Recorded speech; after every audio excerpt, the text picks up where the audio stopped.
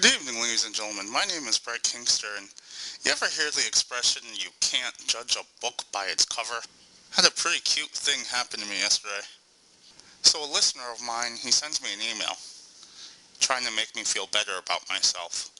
He tells me, Brett, just because the we being in reference to the American audience, he goes, just because we aren't as interactive as our British counterparts, doesn't mean that we don't listen and don't enjoy your program.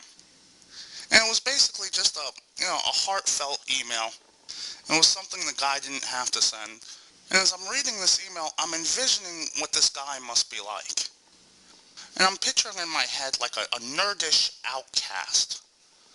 Maybe a pudgy 40-year-old IT guy, who bonds with me the same way every other mutant seems to bond with me on account of our shared mutations.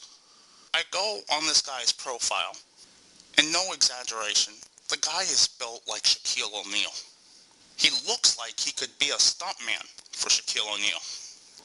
His physical presence was so hulking. It was just comical. Like if you were to see him, you would just laugh at how insanely monumentous this individual was and scary looking. And it just totally blew my mind away. I chose his picture, but I don't want to exploit the guy. It just, needless to say, all stereotypes should honestly be done away with. Anyhow, the reason I'm making this intro that you're listening to was not to talk about that. It was to set up the video that I'm going to play for you right now. This video is dated. It was made right around the time where the Junior Seau suicide took place. It was actually made because a listener of mine, Biz, had made a comment questioning whether or not it's normal for people to have a suicidal contingency plan. He said something to the degree of that he noticed a good portion of the people that he encountered seemed to have a backup suicide plan. So I had made that video.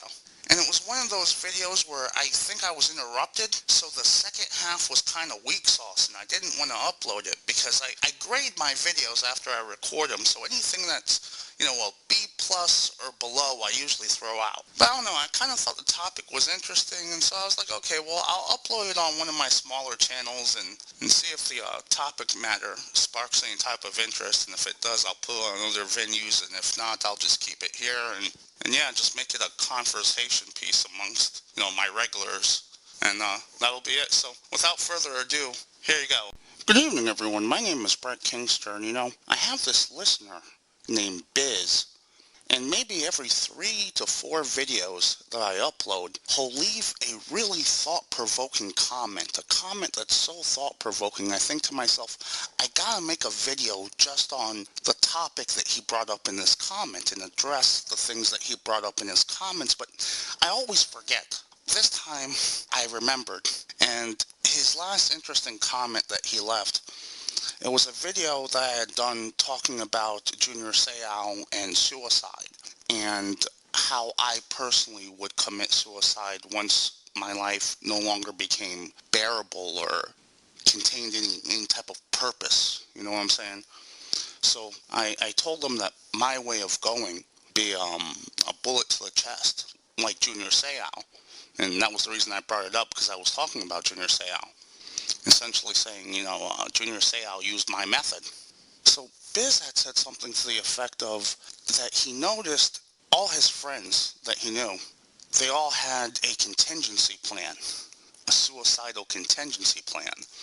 And I guess he was wondering if that was an inherent human trait, or if that was something that's recent, caused by the current global atmosphere. And I thought that was pretty interesting. I look at suicide as 2 separate things. I see 2 forms of suicide. There is no just suicide to me. There's the wrong suicide, if you will, that's just caused by, being bummed out. And that's the suicide I think everyone wants to prevent. We're all in agreement that if you're in a bad moment in your life, you shouldn't make any hasty decisions. But there's also the suicide you do to prevent physical suffering. And that's where the divide in people begins to take place. I typed suicide, the word, into a search engine, which took me to a Wikipedia page on suicide, and it's listing every possible way to kill yourself. I figure I'd give my 2 cents on the ways that were listed here, just whatever pops into my head. You want to get morbid? Let's do one of these morbid, creepy videos and see how it goes. First thing I see here is bleeding and wrist cutting. Basically, this is the method. It's like it sounds. You cut yourself and you bleed out. This usually has one of the highest failure rates I've ever known of. As a matter of fact, I can't really think of someone who was successful at doing this. Yeah, this would definitely not be in my list of ways to self-terminate. I've had large blood loss, and it's very uncomfortable. You get freezing cold, and it's dizzying, and it would not be a pleasant way to go. And plus, it would take quite a bit of time for you to have lost enough blood, and it would be messy, and it's just, I don't even know how this got popular.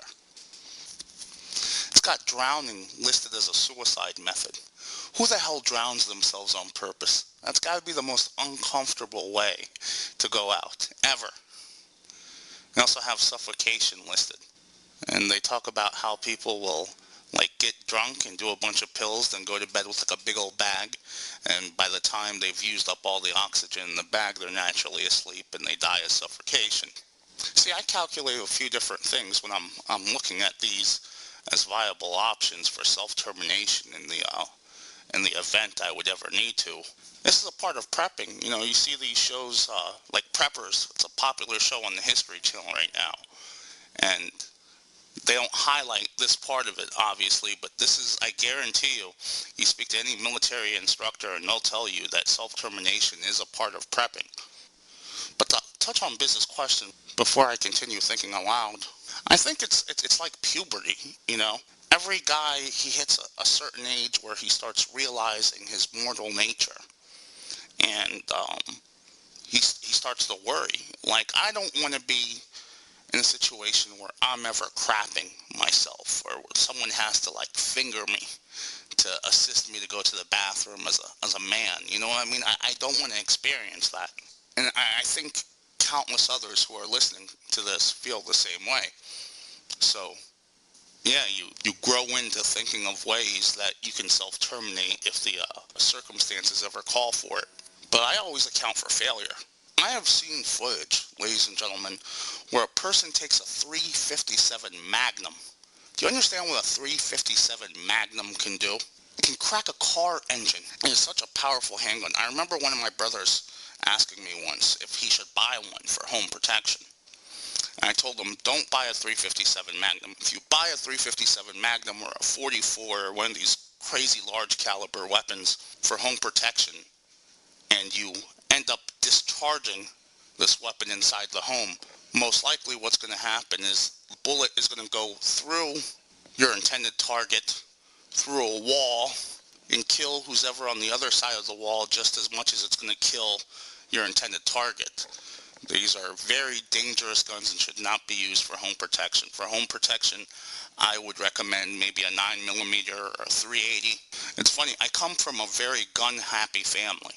And I was the only one in the military. And I don't like guns. I'm pro-gun rights, but I personally don't use guns. I prefer knives. Of course, I'm pretty well trained with a knife. I believe I'm just as dangerous with a knife as an average person would be with a firearm.